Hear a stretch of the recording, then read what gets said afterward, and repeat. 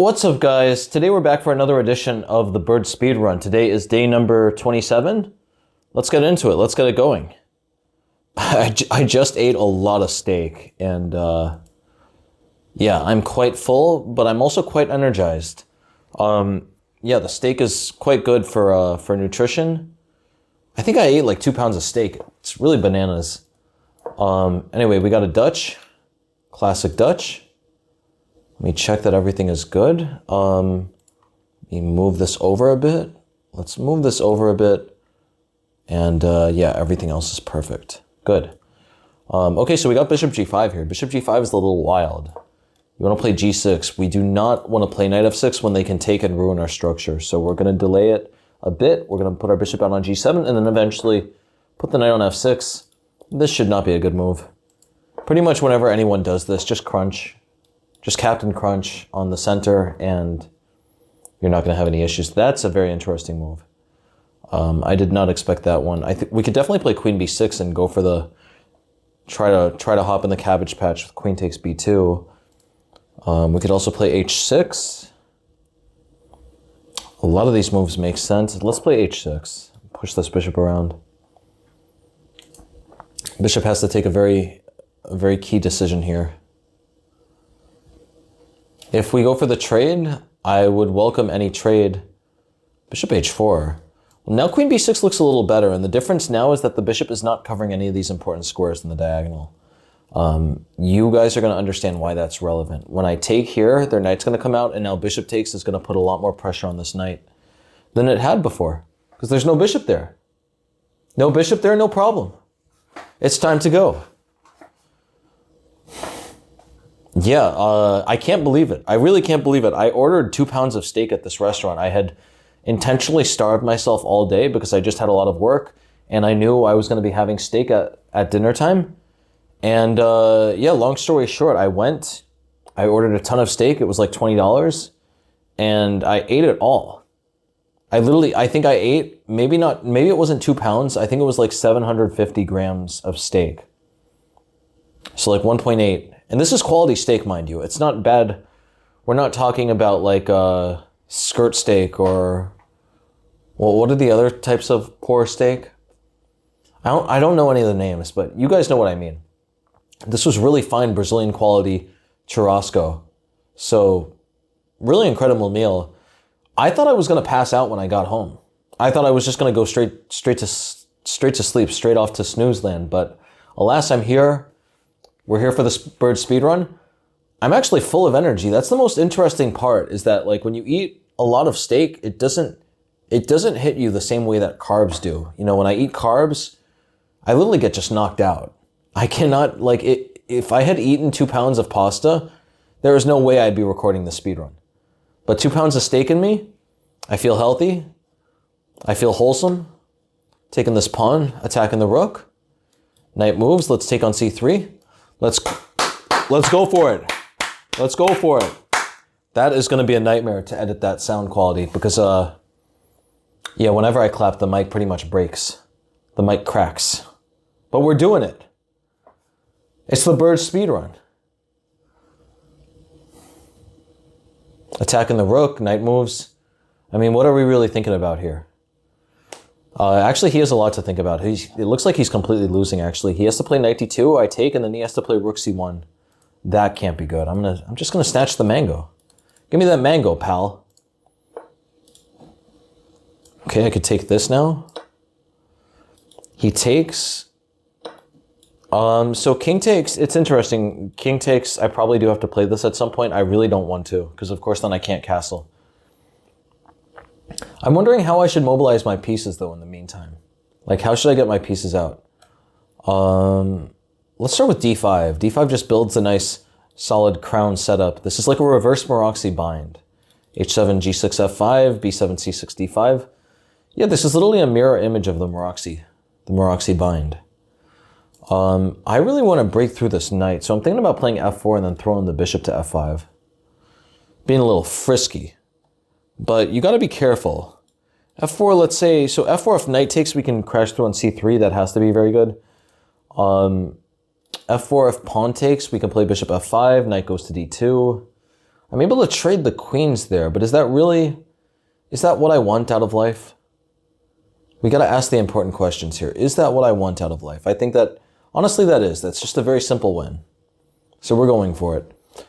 Guys, in the bird, also in the Dutch, just remember to always keep your options open. When you can throw this f-pawn forward to clear the way for the bishop, it could often be a good thing. And your position without the f-pawn means that you have a nice open file for your rook. In this case, we don't really have this square for the rook, but in a lot of other cases, your rook is becoming super active in the bounce house of the f-file. Yeah, if you ever told me that I would feel this good and feel this energetic after 2 pounds of steak, I would have told you were crazy. I would have told you got to go back to the bounce house. You're acting like that bozo in the bounce house. But now, yeah, this is, I mean, the proof is in the pudding. I'm literally like, I feel like I have fountains of energy. I have energy for days. 2 pounds of steak is the new pre-workout. It's that new Psycho Clown pre-workout that everyone's talking about in Brazilian gyms. Knight moves, I'm just going to trade the queen, take the rook. He is down way too much material here. He plays rook g1, I'm going to take with the bishop. The point being that I want to keep the queens on the board to keep the attack up. With bishop takes c3 at some point. I think he should resign probably. Like, he's already down a rook. He's about to be down another piece. It's really time to go. The good news though, guys, we're up to 11:43. We're getting up there. This speedrun is going to take forever. It's going to take unbelievably long. I was running the calculations in my head while, because my brain was racing from all the steak. And yeah, just an incredible amount of steak, pretty much. I'm just now, because of that dinner, I'm now thinking only in terms of steak. And no, I'm just joking, honestly. But okay, getting back to my point. What was my point? The bird speedrun. The bird speedrun, I would expect us to hit like 1500 maybe in a few weeks. Not in a few weeks, actually, like maybe like 2 weeks. Yeah, I guess that is a few weeks. But, you know, as it stands, once we get past 1500, things are going to start to go very slowly. I would assume that I'm only going to go up like 20 to 30 points an episode after 1500. So like 20 points, that would be 5 days of the speedrun for 100 points. That's going to be an enormous amount of time. Let's take this pawn. I'm just taking more and more material.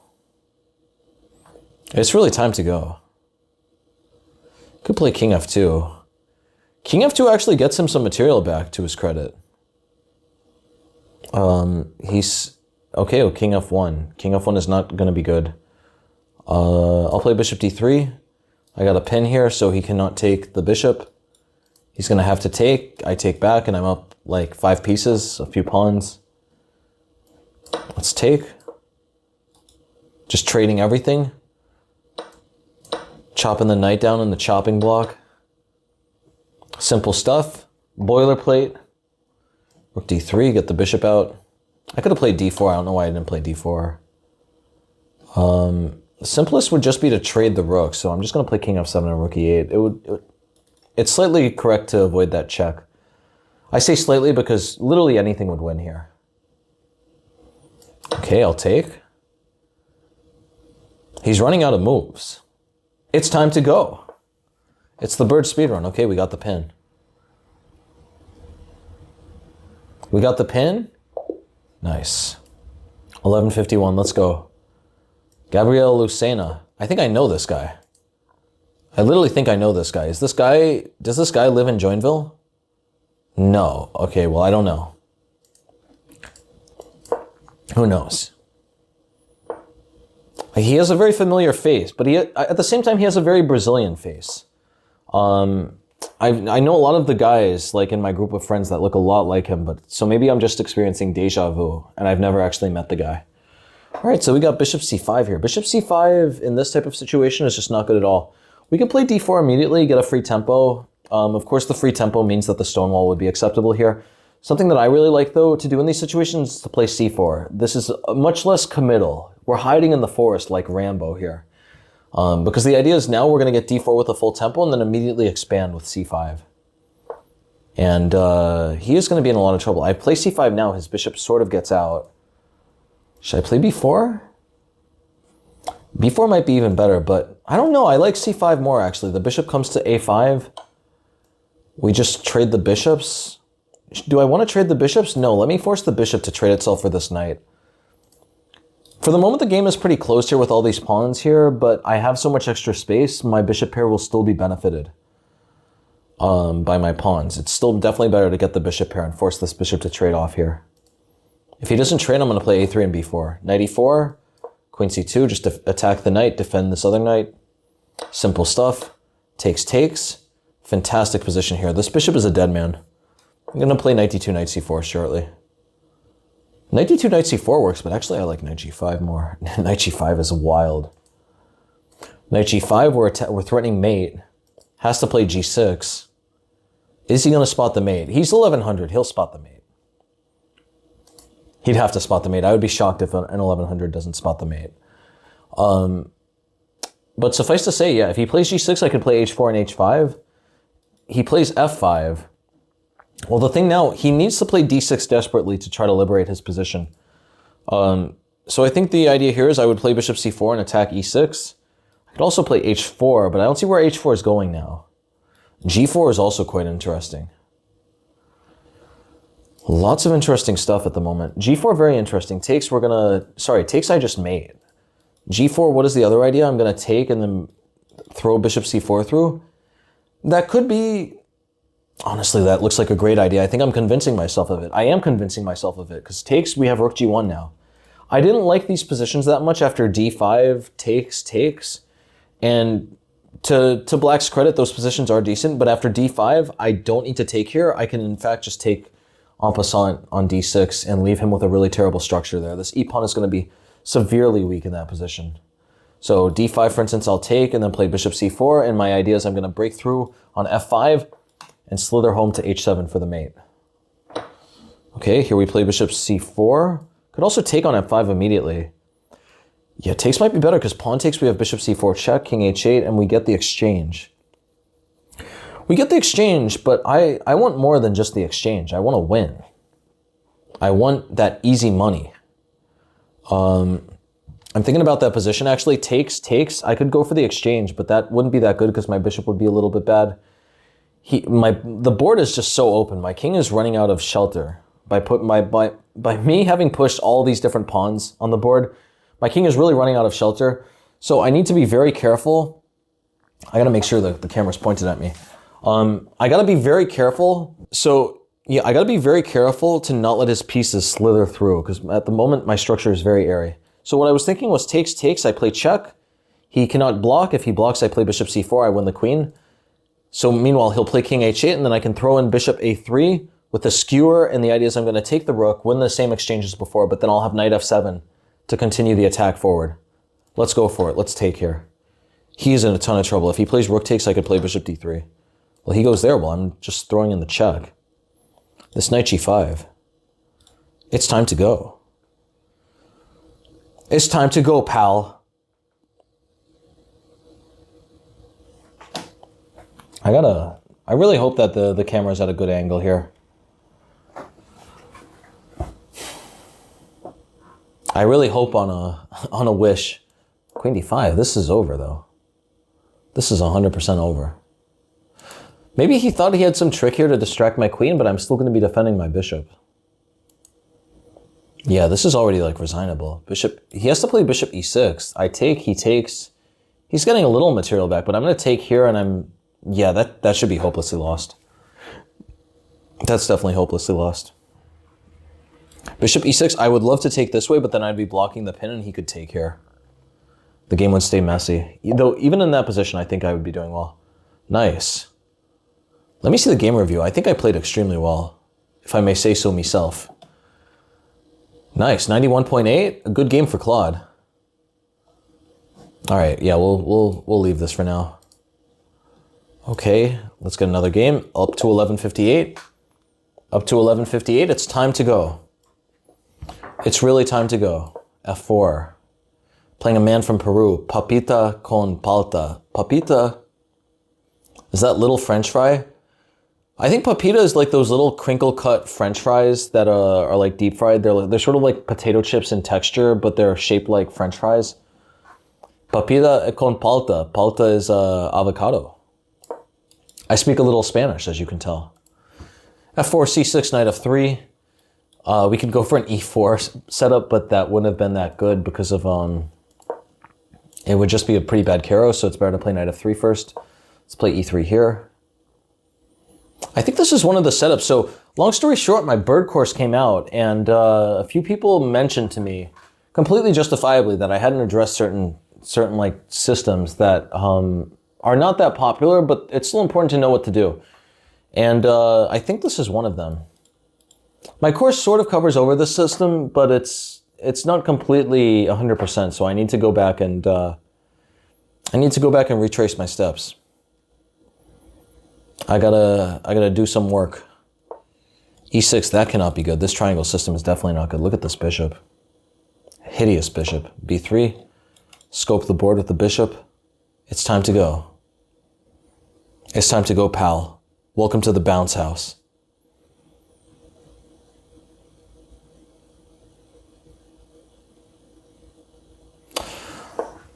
Knight F6, bishop B2. All right, here, so this just looks like this. This system is one that is covered in my course where they've played castles and they haven't wasted a move on C6. Notice my word choice there. This is a complete waste of a move. We're not targeting D5 in the least. There's absolutely no need for black to have spent a move on C6 to reinforce this pawn here. I'm wondering what to do. I think G4 is actually a very strong move here from what I remember. If you can get this is a very common idea in some positions here, and we're getting this up a tempo, so this looks good. They take with the knight. I'm going to play rook G1 and go in for the attack. This position is about to be wild. He could take rook G1 and then take another pawn. And the trick there is that if I take with the knight, I'm actually losing because of queen H4. But that position, I have a very interesting move. I have knight G5. So essentially what I'm saying is takes there, takes, and I'm going to play knight G5. His pieces are very poor. I have queen H5 coming. My bishop is still scoping this board. It's about to pick up this apple on G7. His knight is practically trapped here. Very, very interesting position in that situation.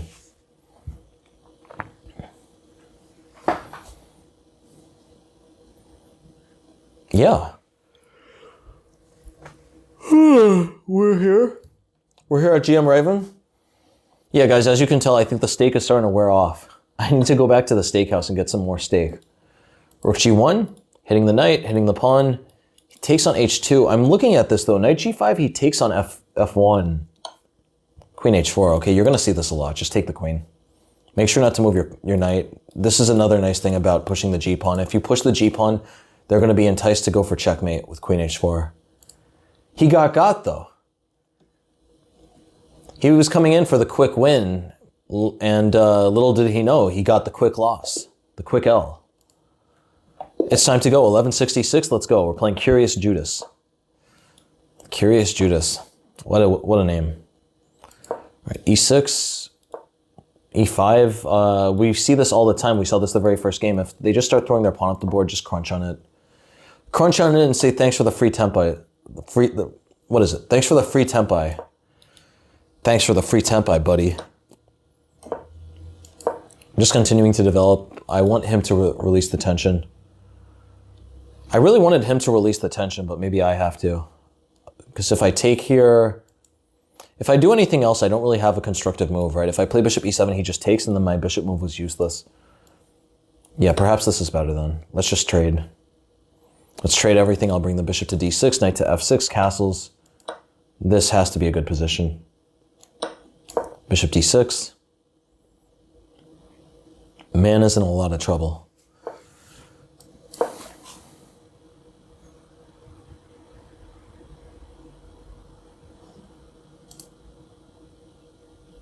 All right, it's time to go.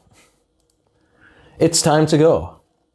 d3, he wants to put his bishop on g5. Let's play h6. Just stop that in the cold. Bishop is not going to get to g5.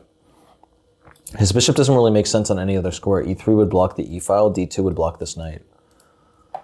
d2 would also block the bishop. I guess the knight wants to come to c3. This position is extremely normal. Long term, my idea is c4.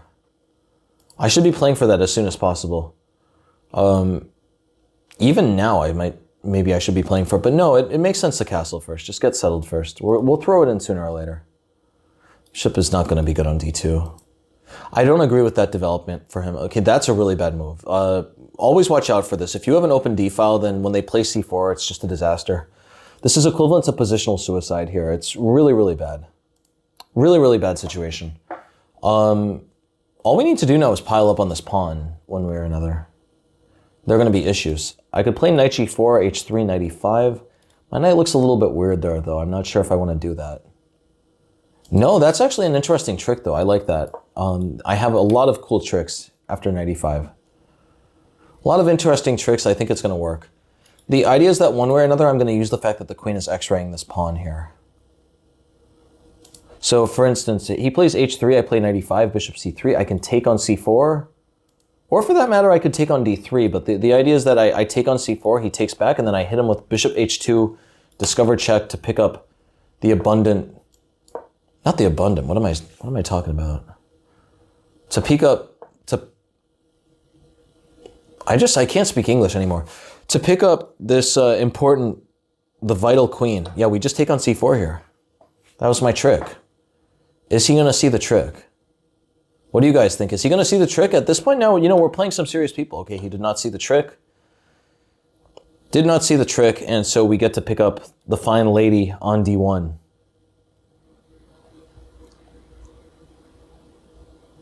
All right, I'm waiting for this game to end. It's time to go. This guy must feel bamboozled, honestly, to have lost to such an interesting tactic. He's definitely going to be a little suspicious that I'm playing these moves so quickly. Here, of course, this has to be completely winning. Just keep your queen somewhere around all the pieces so that this knight cannot move due to the hanging rook. He's never going to be able to get out here. If knight ever moves, I take the rook. His best try would be b3 to then move the knight out, but if the knight ever comes out, then this bishop would then be hanging. So this is a sort of catch-22 situation. He can either hang the rook or he can hang the bishop, but he won't be able to untangle otherwise.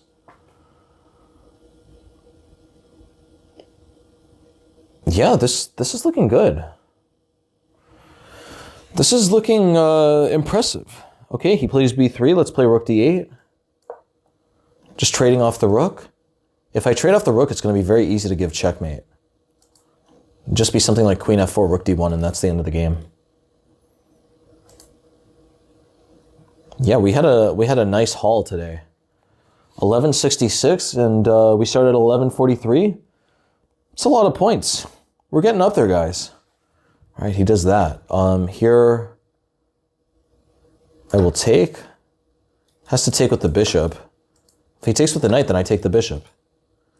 He just continues to lose pieces. Rook d1, I'm going to play queen c2. Just too many things attacked here. Yeah, I'm expecting a resignation. It's time to go.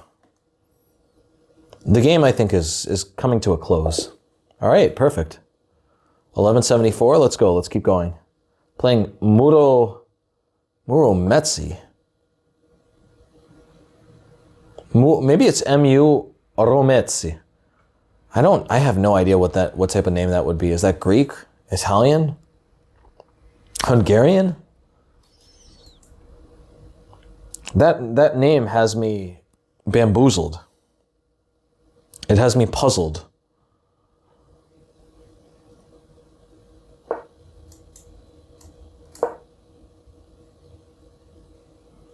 Classic stuff, knight c3, knight c6, you know what it is. You already know what it is. It's the Raven Sturt Show. Welcome to the bounce house, pal. All right, we're gonna play d5. This looks completely fine. By the way, guys, I was meaning to mention this. Pretty much, I'm getting very tired of playing these anti-Sicilians. I don't like them at all. I do love the Taimanov, but it seems like most of these games are anti-Sicilians. So I wanted to ask your opinion. What should I switch out for my response to King Pawn? I could play e4, e5. I could play Caro-Kann. I could play the French. I could play the Pirts, I think it's called. But yeah, one way or another, I'm just getting so sick of these anti-Sicilians. And the whole point of the speed run is to educate people in the bird. So what I choose against White's king pawn is more or less irrelevant. And for that purpose, I'm going to think about switching it up. Again, you will never find a more ardent supporter, an ardent fan of the Taimanov Sicilian. But unfortunately, just no one is playing the Taimanov. No one is playing the open Sicilian. People are playing these anti-Sicilians, and these are quite uncomfortable. They're quite uncomfortable. This position is actually quite okay, though. We got two good pawns together. This is a classic example of a bird gone wrong. This f4 pawn does nothing. It just has weakened the e4 square because it's been pushed too far. Yeah, black should already be much better here.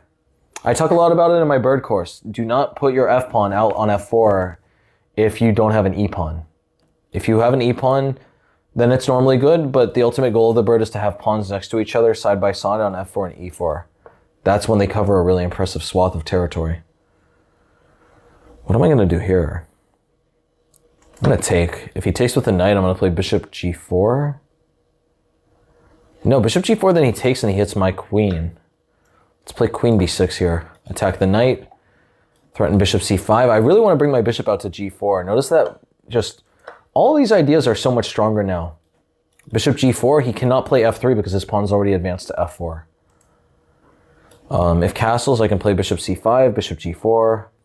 He is really suffering here. He's really not enjoying his time in the bounce house. And it's time to go.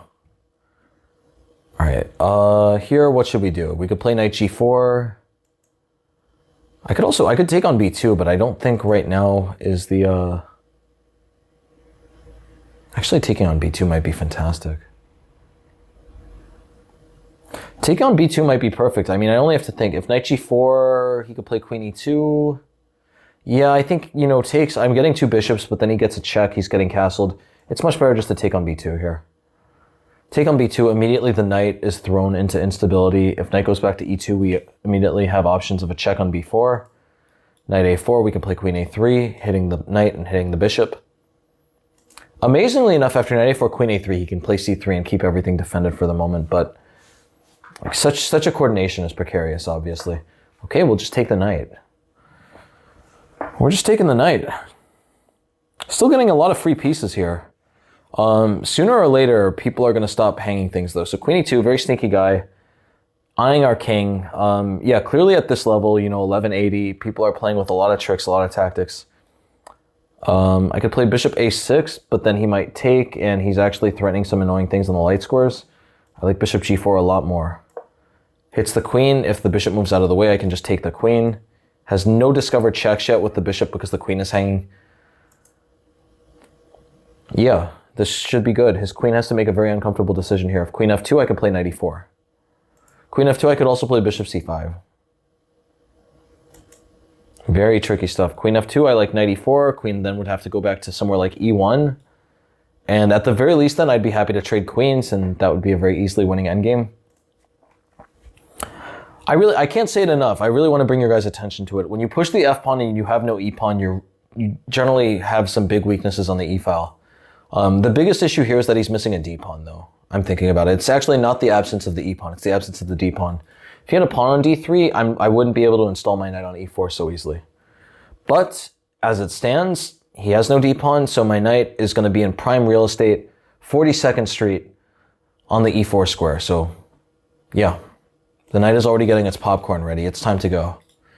It's time to live it up in the Big Apple. I can only make conversation for so long. I'm waiting on this guy to move. You know, we're trying to shoot the breeze, trying to chill out, have a little chess talk. Bishop f2, that does not work, sir. I'm snatching the queen. He got so focused on the fact that my queen was attacking this knight that he didn't even try to attack my queen, which would have been the best option. It would have still been losing, but it would have been the best option. If he had played bishop d2, I would take. He would take back. Okay, he's sending me a chat. Oh, I'm sorry, buddy.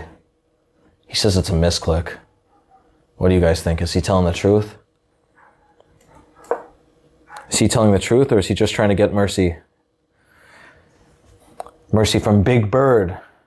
Big Bird, it's time to go. It's time to go, and right as I say it's time to go, it is time for the dogs to start barking. It's the law here in Brazil. 1 a.m. in the morning, the dogs better start barking. That's what happens. If anyone is on the street at all, dogs have to start barking. Okay, so he gets one piece, but unfortunately he's dropping another. Dropping the big mango on A1. Now with his bishop moving, he's dropping another piece. Yeah. It must be nice for these people to find out that they're playing a GM. I'm sure the news gets back to a lot of people that they were actually playing a GM. So that's nice. Here, I'm sure there are a lot of other wins, but this is just the simplest. Actually, is it the simplest? I was going to just take and play bishop c5 and just have way too many pieces, but queen d1 makes more sense. Rook e1, I'll play queen d2. Queen d2, and he's hit two different ways. This guy is not giving up. Impressive and valiant effort by Murometsi. But the game has to end at some point, and that's checkmate, sir. All right, I guess we'll end day number 27 here. We will be starting day number 28 shortly. Yeah, take care, everybody. Hope you guys enjoyed this, and I'll see you all later.